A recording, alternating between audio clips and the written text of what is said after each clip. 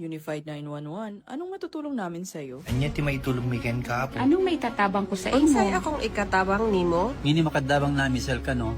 Sa anumang wika o dialekto, may tulong na darating sa iyo.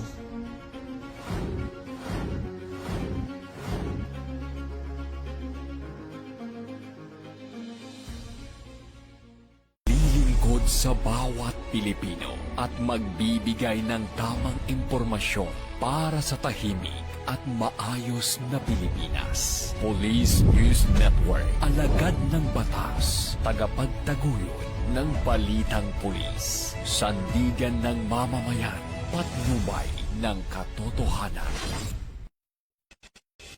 La Campo Crame, maghahatid ng pinakahuling kaganapan at nagbabagang balita. Ito ang PNN Police News Network. At ngayon, ang inyong mga tagapagbalita. Magandang araw, bagong Pilipinas. Ako ang inyong alagadang batas, tagataguyod ng Balitang Pulis. Ako po si Patrolman Edwin Baris. Maghahatid sa inyo ng tamang balita, kwento ng pulis at serbisyo para sa mamamayan. At ito ang PNP News Online.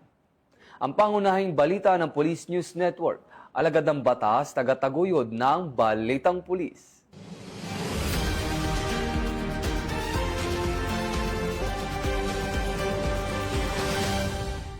Narito ang mga balitang hatid ng ating PNN correspondents mula sa iba't ibang panig ng bansa.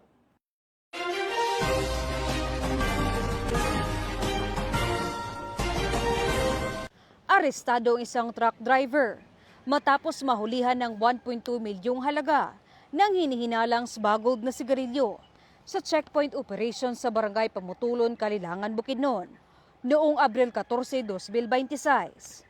Kinilala lamang sa alias na Ali, 25 anyos, ang suspect na residente ng Lanao del Sur.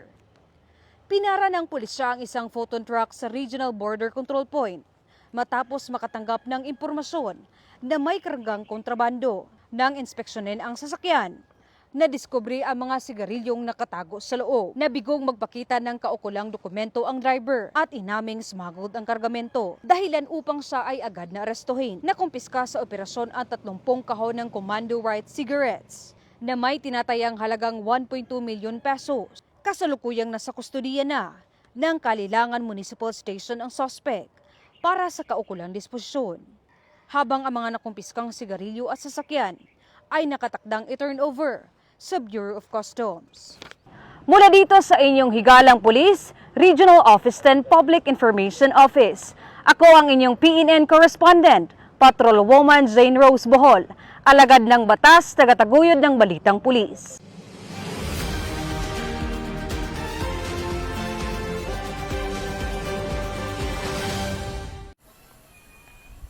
Nagkaisa ang Abra Police Provincial Office sa ilalim ng pangangasiwa ni Police Colonel Charles L. Dumalig at iba't ibang ahensya ng pamahalaan sa pagsasagawa ng Retold Community Support Program o RCSP, Barangay Ugnayan at Serbisyo Caravan sa mga bayan ng Villaviciosa, Licuan Baay at Tineg noong ika-13 ng Abril taong kasalukuyan.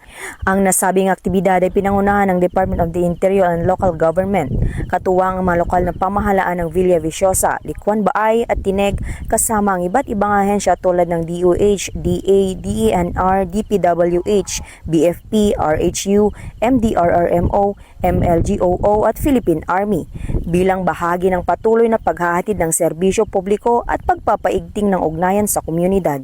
Sa Villaviciosa, isinagawa ang RCSP Send-off Ceremony sa Barangay Bulilising kung saan pinagtibay ng mga ahensya at lokal na pamahalaan ang kanilang suporta sa pamamagitan ng Pledge of Commitment bago agad na inilunsad ang field operations para sa mas pinaigting na community engagement.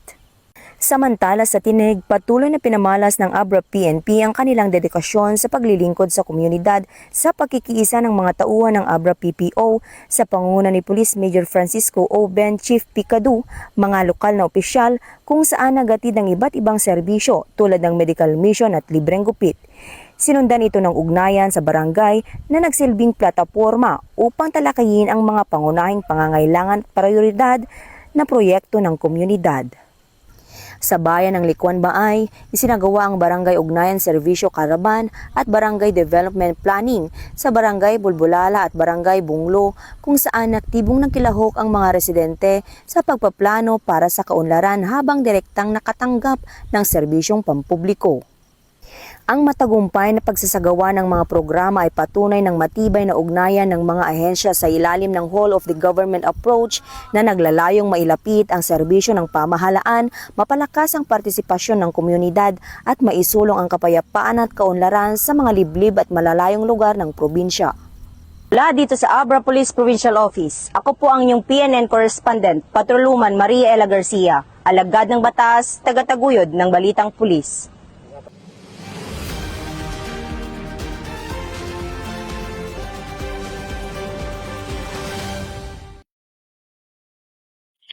Mas pinalakas ng Police Regional Office 5 sa pamumuno ni Police Brigadier General Erosito N. Miranda, Regional Director, ang pagpapatupad ng seguridad kaugnay ng patuloy na pagdaraos ng Rodeo Festival sa Masbate.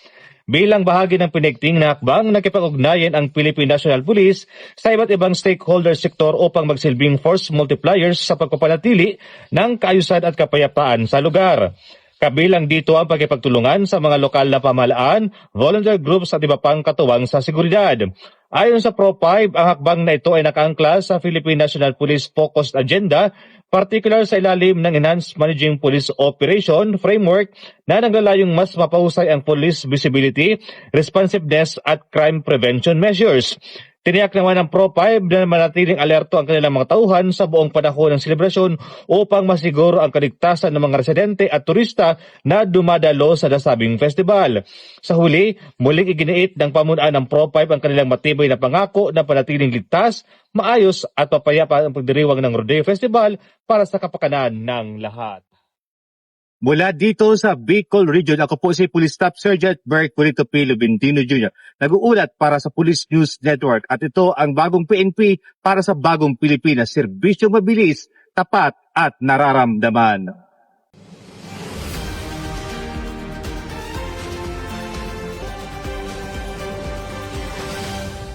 Nagpatupad ang Philippine National Police ng precautionary measures upang protektahan ang kanilang mga tauhan laban sa matinding init ng panahon. Ang hakbang ay inihayag ni Chief PNP Police General Jose Melencio Nartatis Jr. at ipinapatupad sa buong hanay ng PNP sa bansa. Ayon sa PNP, kabilang sa mga ipinapatupad ang rotation system, heat breaks, sapat na pahinga at tamang hydration para sa mga pulis na nakadeploy sa beat patrol at visibility operations. Layunin ng pulisya na maiwasan ng heat exhaustion at iba pang heat-related incidents habang nasa tungkulin ang mga pulis. Tiniyak din ng PNP ang pagbibigay ng heat protection gear at tuloy-tuloy na monitoring ng heat index upang matiyak ang kaligtasan ng mga frontliner sa gitna ng tumitinding init ng panahon.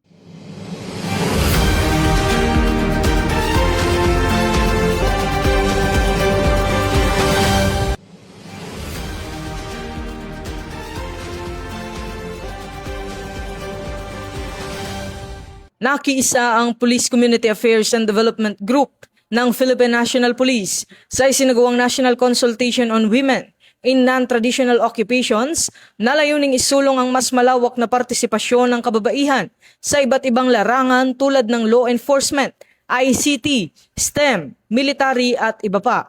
Dinaluhan ito ni Police Brigadier General Vina Guzman kasama ang iba't ibang ahensya ng pamahalaan at stakeholders na tumalakay sa pagpapalakas ng papel ng kababaihan sa mga sektor na tradisyonal na panlalaki ang dominasyon.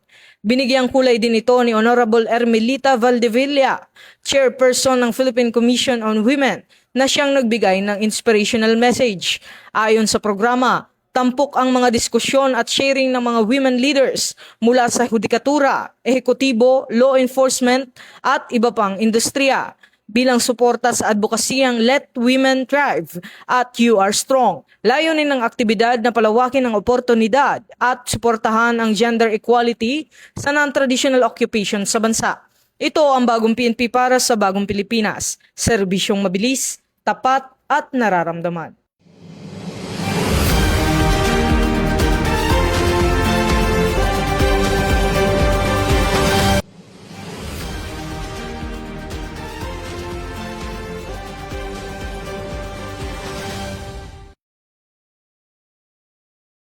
Na-neutralisa ang isang sospek sa paglabag sa Republic Act 10591 sa isinagawang operasyon ng search warrant ng mga operatiba ng Regional Intelligence Division 5 bilang lead unit, katuwang ang Bato Municipal Police Station, Camarines Sur Police Provincial Office at Regional Mobile Force Battalion 5 sa Bato, Camarines Sur.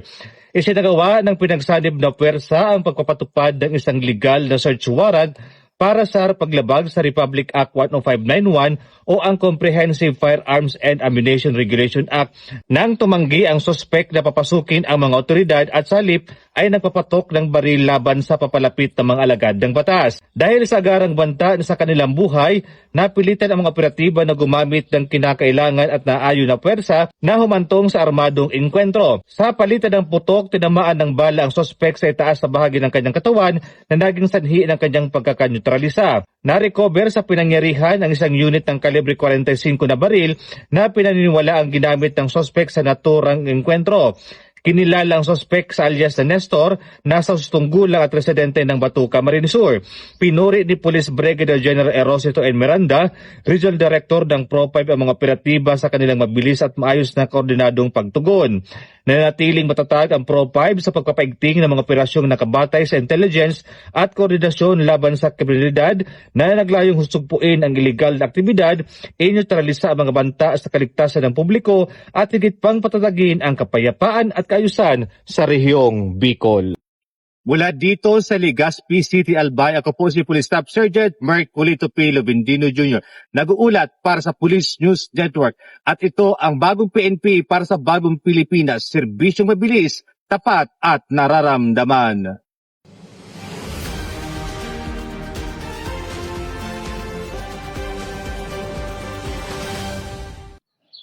Isang milyong halaga ng fully grown marijuana plants binunot at sinunog sa bayan ng Tinglayan.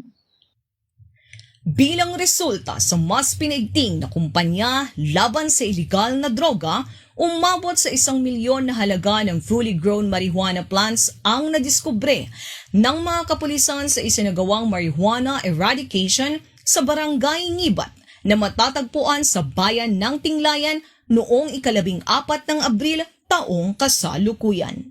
Naging matagumpay ang nasabing operasyon dahil sa pagtutulungan ng Tinglayan Municipal Police Station, 2nd Kalinga Provincial Mobile Force Company at Philippine Drug Enforcement Agency.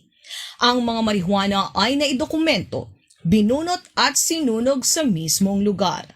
Ang matagumpay na operasyong ito ay nagtatampok sa patuloy na pangako ng mga ahensya ng kapulisan na labanan ang mga iligal na aktibidad ng droga sa rehiyon para sa mapayapang pamayanan tungo sa bagong Pilipinas. Mula dito sa Tabuk City, Kalinga, ako ang inyong Police News Network Correspondent, Police Staff Sergeant Precious May Donaal, alagad ng batas, tagataguyod ng balitang pulis.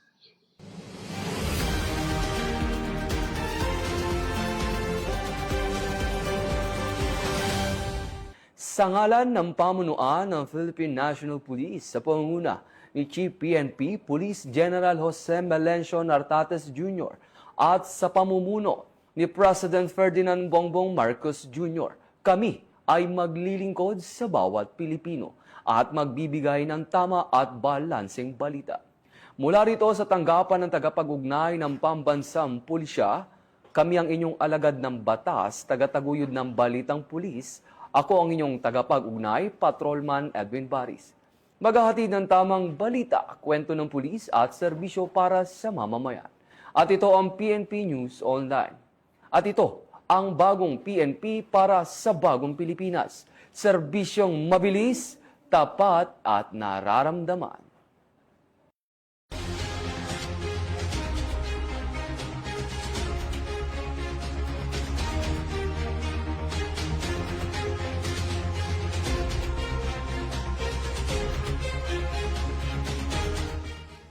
Police News Network, alagad ng batas, tagapagtaguyod ng balitang pulis.